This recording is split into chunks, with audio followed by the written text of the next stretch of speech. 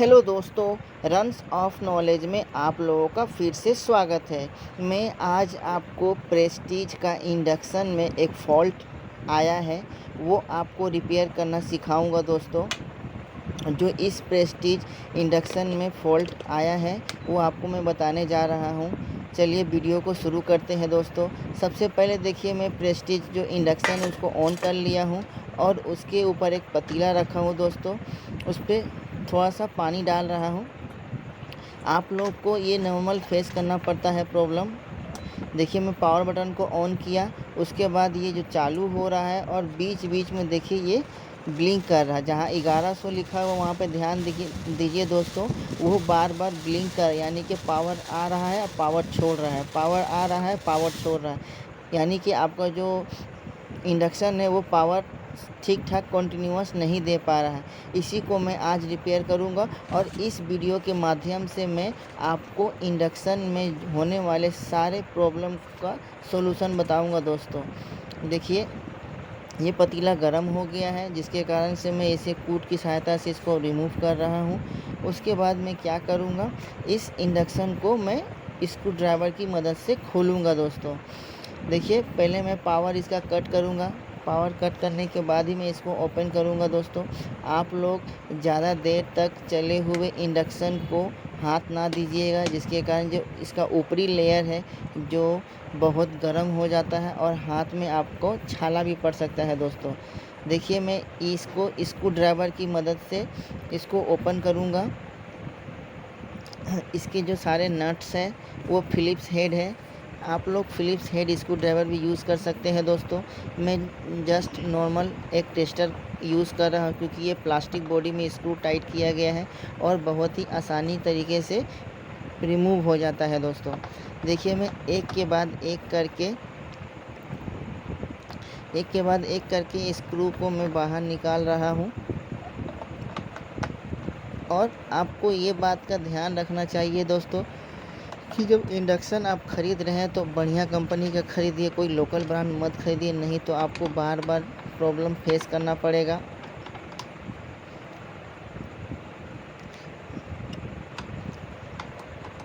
ये जो इंडक्शन है इसमें जो प्रॉब्लम आया है उसका नाम है मिल्क मोड। ये मिल्क मोड नाम से ये प्रॉब्लम फेमस है दोस्तों। आप लोग यूट्यूब पे भी सर्च कर सकते हैं मिल्क मोड प्रॉब्लम इंडक्शन में। ये मेरा प्रेस्टीज का है, इसीलिए इसमें मिल्क मोड प्रॉब्लम आने से कौन सा पार्ट को चेंज करेंगे जिसके कारण ये मिल्क मोड जो ऑप्शन है वो हट जाएगा और आपका जो इंडक्शन है वो बेहतर तरीके से काम करना शुरू कर देगा। देखिए, मैं इसके ढकने को इसको हटा दिया हूँ दोस्तों। और आपको ध्यान रखना है, इसमें बहुत ही नाजुक वायर लगे हुए हैं। धीरे धीरे सारे वायर क्लिप को आपको रिमूव करना है दोस्तों। और देखिए, ये मेन पार्ट है, ये है मैग्नेटॉन, और जो कॉइल है वो मैग्नेटॉन है, उसको धीरे धीरे मैं रिमूव कर रहा हूँ। उसके नीचे ही इसका जो मदरबोर्ड है मेन पार्ट्स, उसी में ये फ़ॉल्ट आया है दोस्तों।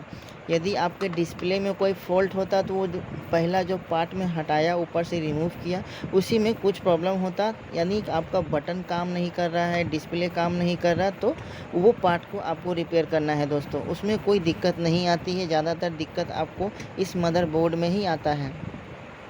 देखिए, मैं धीरे धीरे सारे स्क्रू को खोल रहा हूँ। और देखिए, ये जो कैपेसिटर है वो कभी कभी चार्ज हुआ रहता है, जिसके कारण से मैं टेस्टर की मदद से उसको डिस्चार्ज कर रहा हूँ। आप लोग नंगी हाथों से इसे ना टच करना। यदि आपको बहुत देर तक चला हुआ है, बहुत ख़राब है, नहीं चल रहा है, तो क्या होगा, कैपेसिटर में चार्ज स्टोर हो जाता है। आप लोग हाथ से टच करेंगे तो आपको बहुत ज़ोरदार झटका भी लग सकता है दोस्तों। देखिए, मैं सारे स्क्रू को धीरे धीरे खोल रहा हूँ। और ये जो एल्युमिनियम से जो कवर किया हुआ जो पार्ट है वो इस इंडक्शन का सबसे मेन पार्ट है। इसको मॉसफेट बोला जाता है दोस्तों। ये जो ब्लैक कलर का है, कभी कभी ये मॉसफेट शॉर्ट हो जाता है, जिसके कारण से इंडक्शन को आप प्लग इन करने से ही आपका घर का एमसीबी या फ्यूज उड़ जाता है दोस्तों। ये है मॉसफेट शॉर्ट होने से आपका ये प्रॉब्लम आएगा। आप जब भी प्लग इन करेंगे तब आपका एमसीबी डाउन हो जाएगा या आपका फ्यूज जो है वो उड़ जाएगा दोस्तों। उसके बाद ये जो ब्लैक रंग का जो दिखाई दे रहा है वो कैपेसिटर है। इसी के मदद से ये पावर ज़्यादा कर देता है। जिसके कारण से आपका जो खाना है वो गर्म होने लगता है और पानी भी उबलने लगता है दोस्तों। उसके बाद देखिए इसमें मेन जो ख़राब हुआ ये जो सर्किट है, देखिए जहाँ पर क्लिप लगता है उसके बगल में ये जो रेगुलेटर टाइप का जो है उसके ऊपर देखिए प्लस का निशान बना होगा और उसके ऊपर नंबर लिखा होगा 10S, यानी कि 105 भी लिखा हो सकता है, 10S भी लिखा हो सकता है दोस्तों। उसी को हमको चेंज करना है। इसी कारण से ये मिल्क मोड जो है वो ऑन हो गया है और बार बार पावर आता है और पावर चला जाता है। मैं देखिए जो सोल्डरिंग आयरन है उसको गर्म करना भूल गया था दोस्तों, सॉरी दोस्तों। इसके लिए मैं इसको गर्म करने के लिए इसको प्लग इन कर रहा हूँ। जो भाई ये मेरा वीडियो देख रहे हैं प्लीज़ लाइक कीजिएगा, सब्सक्राइब कीजिएगा और बेल आइकन को दबाना बिल्कुल ना भूलिएगा दोस्तों। मैं इसी तरह बहुत सारे नए नए टेक्निकल वीडियो लाता रहूँगा और आप लोगों को सिखाता रहूँगा दोस्तों। ये जो मैं पार्ट है उस पार्ट को ही मैं चेंज करूँगा, जिसके कारण से ये जो मिल्क मोड जो आया था वो ख़त्म हो जाएगा। देखिए मेरे पास दूसरा इंडक्शन का बोर्ड है जिसके मैं आपको क्लियरली दिखा सकता हूँ कि क्या ख़राब था उसमें। ये देखिए जो पार्ट है वो मेरे सामने दिखाई दे रहा है, इसमें भी नंबर लिखा हुआ है 105। मैं इस इंडक्शन के बोर्ड से ही वो पार्ट्स को निकाल कर इसमें इंजेक्ट करूँगा। देखिए इसमें पहले से ही बहुत सारा पार्ट्स इसमें नहीं दिखाई देंगे दोस्तों, क्योंकि इसमें से मैं एक ब्लैक रंग का जो कैपेसिटर था वो दूसरे इंडक्शन में कैपेसिटर वो ब्लास्ट कर गया था, जिसके कारण से मैं इस कैपेसिटर को यहाँ से रिमूव कर कर इसके में लगाया हूँ दोस्तों। अब देखिए मैं सोल्डरिंग आयरन है जो गर्म हो चुका है। अब मैं इसे डिसोल्डर करूँगा। जिस पार्ट की मुझे ज़रूरत है उस पार्ट को इस बोर्ड से निकालूंगा दोस्तों। मैं इसलिए इस बोर्ड से निकाल रहा हूँ दोस्तों क्योंकि आपको समझाने के लिए कि ये जो मैं पार्ट्स निकाल रहा हूँ वो पोजीशन कहाँ पर रहता है। और नहीं तो आप दुकान में जाकर 105 मॉडल का ये जो रेगुलेटर टाइप का है वो आप ख़रीद सकते हैं और लगा सकते हैं दोस्तों। मेरे पास ये घर पर पड़ा हुआ था, जिसके कारण से मैं इसी को व्यवहार कर रहा हूँ और इसी के पार्ट्स को मैं यूज़ कर रहा हूँ दोस्तों। देखिए धीरे धीरे मैं इस पार्ट को मैं बाहर निकाल रहा हूँ। यदि आपके पास सोल्डरिंग पंप होगा तो आप सोल्डरिंग पंप का भी यूज़ कर सकते हैं। इसमें आप सोल्डरिंग पंप यूज़ करके वो जो सोल्डर जो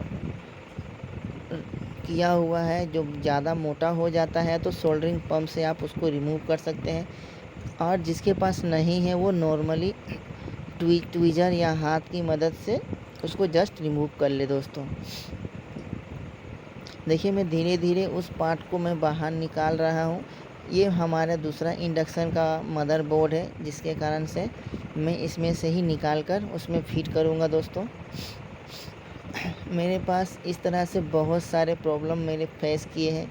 मैंने एक इंडक्शन को प्लग इन किया तो एमसीबी मेरा ट्रिप हो गया, उसके बाद फ्यूज़ उड़ गया, जिसके कारण से मुझे जो मॉसफेट था वो मॉसफेट को चेंज करना पड़ा, जिसके कारण वो शॉर्ट था। और सेकेंड इसमें प्रॉब्लम आता है फ्यूज़ का। कभी कभी फ्यूज़ उड़ जाता है दोस्तों, तो आप फ्यूज़ भी चेंज कर सकते हैं, पहले चेक कर लीजिएगा। और सबसे ख़ास बात, आप किसी भी इलेक्ट्रॉनिक पार्ट को क्यों ना आप रिपेयर कर रहे हो दोस्तों, सबसे पहले आप उसका वायर का ज़रूर चेक कीजिएगा। उसमें तो प्लस वाले वायर में तो आपको लाइन देखने को मिलेगी, सबसे मेन होता है नेगेटिव वायर। नेगेटिव वायर ही ज़्यादा ख़राब होता है, फ्यूज हो जाता है, उड़ जाता है, बीच बीच में देखते हैं धुआं निकल जाता है, जिसके कारण से आपको वायर भी चेक करनी पड़ती है दोस्तों। आप किसी भी इलेक्ट्रॉनिक पार्ट को रिपेयर करें या उसको जांच करें, सबसे पहले आपको जांच करना है उसका वायर ठीक है कि नहीं, सप्लाई ठीक ठाक जा रहा है या नहीं। अब देखिए मैं पुराने वाले में से उस पार्ट को मैं बाहर कर रहा हूँ, जिसके कारण से है मुझे ये प्रॉब्लम फेस करनी पड़ रही थी दोस्तों। देखिए ट्वीज़र की मदद से मैं उसे बाहर निकाल रहा हूँ क्योंकि वो छोटा पार्ट था, और जो मैं दूसरा बोर्ड से जो निकाला हूँ दोस्तों वो थोड़ा बड़ा है, पर नंबर सेम है। बड़ा या छोटा होने से कोई फ़र्क नहीं पड़ने वाला है दोस्तों, आपको बस नंबर को ध्यान देना है कि उस पर क्या लिखा हुआ है। मेरा इसके पार्ट के ऊपर में नंबर लिखा था 105, यानी कि 105 या 10S। आप 10S भी बोल सकते हैं, 105 भी बोल सकते हैं, बस सेम सेम नंबर का होना चाहिए। अब देखिए मैं जो नया वाला था उसमें उसको बैठा रहा हूँ, उसको फिट कर रहा हूँ दोस्तों। आपको बहुत ही धैर्य से काम करना है, बहुत ही सावधानी से काम करना है, क्योंकि थोड़ी सी आपकी गलती ये मदरबोर्ड पूरा ख़राब कर देगी। इसीलिए आप ध्यान से वो स्टेप बाय स्टेप आप इसको बैठाइए और आराम से आप काम कीजिए दोस्तों।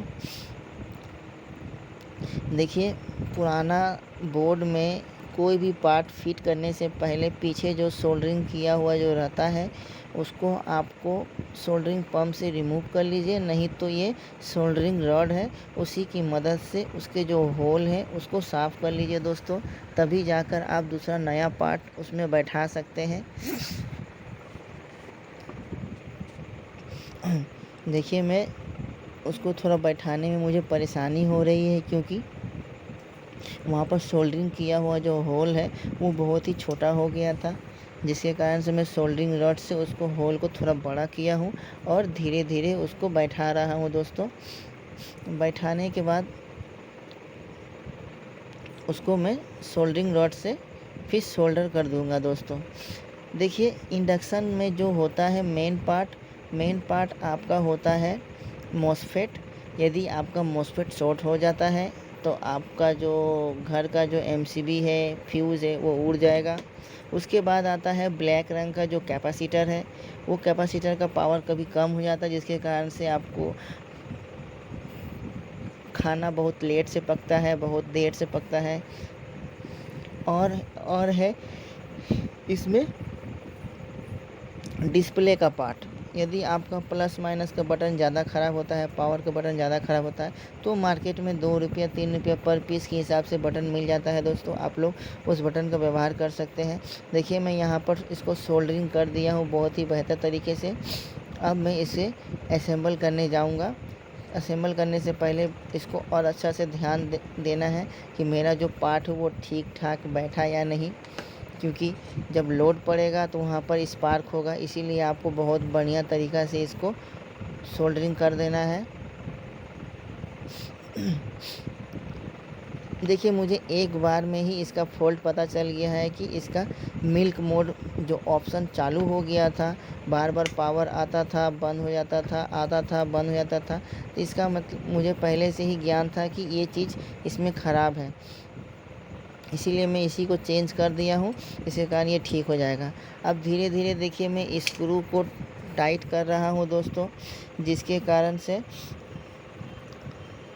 अब ये जो इंडक्शन है वो ठीक हो गया है।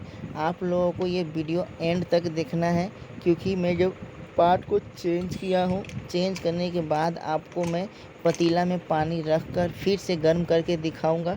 और जो वहाँ पर जो 1100 बार बार ब्लिंक कर रहा था दोस्तों, वो ब्लिंक करना बंद हो गया टोटली, यानी कि हमारा जो इंडक्शन है वो परफेक्टली मैंने रिपेयर कर दिया हूँ दोस्तों। मदरबोर्ड को देखो धीरे धीरे मैं स्क्रू टाइट कर रहा हूँ।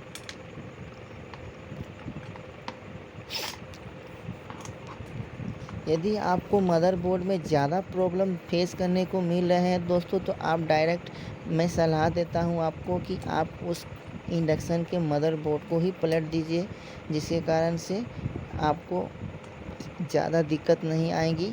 और छोटे मोटे यदि पार्ट्स गड़बड़ हैं, ख़राब हैं, तो आप मल्टीमीटर से चेक कर कर उस पार्ट को पलट सकते हैं दोस्तों, और आप अच्छे खासे इनकम भी कर सकते हैं।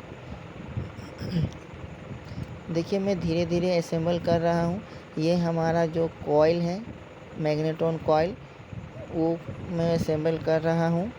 और क्लिप को ध्यान से बैठा देना है अच्छी तरह से, नहीं तो लूज कनेक्शन होने से इसमें स्पार्क होता है और बोर्ड जल जाता है दोस्तों।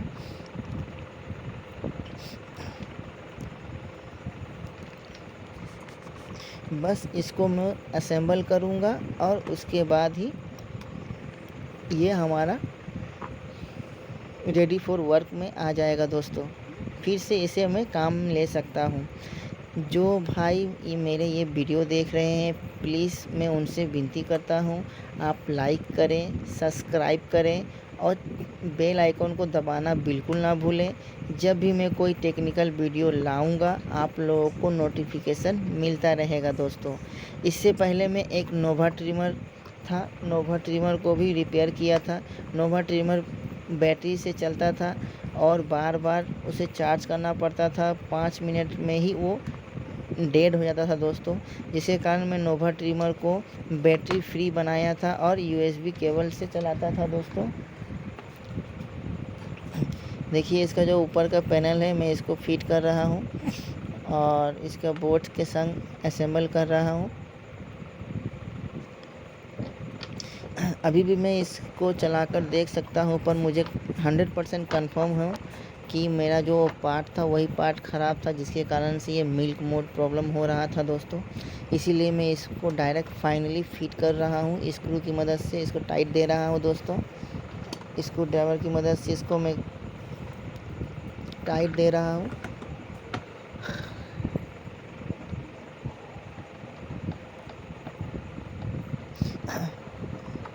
अभी भी ये इंडक्शन बहुत दिन चलने वाला है। इसमें मिल्क मोड ऑप्शन वो ज़्यादा यूज करने की वजह से ही आने लगता है दोस्तों। घबराने की कोई बात नहीं है, आप लोग टेक्नीशियन हैं, आप लोग ही बिगड़े हुए सामान को बनाएंगे। जस्ट मैं आपको इस वीडियो की मदद से इंडक्शन में होने वाले जितनी भी गड़बड़ियां हैं उसे मैं बता रहा हूं, जिससे आप अपने घर बैठे ही आप इंडक्शन को ठीक कर सकते हैं। और जो चार्ज आपका टेक्नीशियन या इंडक्शन बनाने वाला लेता है, इसका मिनिमम चार्ज 500 से 700 तक आता है दोस्तों। 300 भी होता है कभी कभी। यानी कि यदि मैं ये इसको रिपेयर किया हूँ तो मैं हार्डली 300 से 400 तक चार्ज करूँगा। अब देखिए मैं इसको यूज़ करके दिखा रहा हूँ।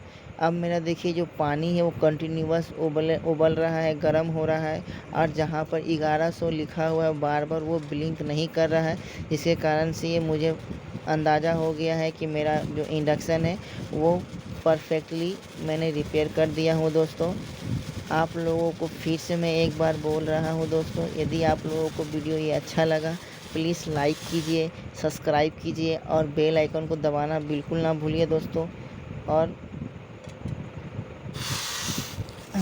आप लोगों के सपोर्ट की वजह से ही मैं नए नए वीडियो को लाता रहूँगा और आप लोगों को नए नए आइडिया को देता रहूँगा दोस्तों।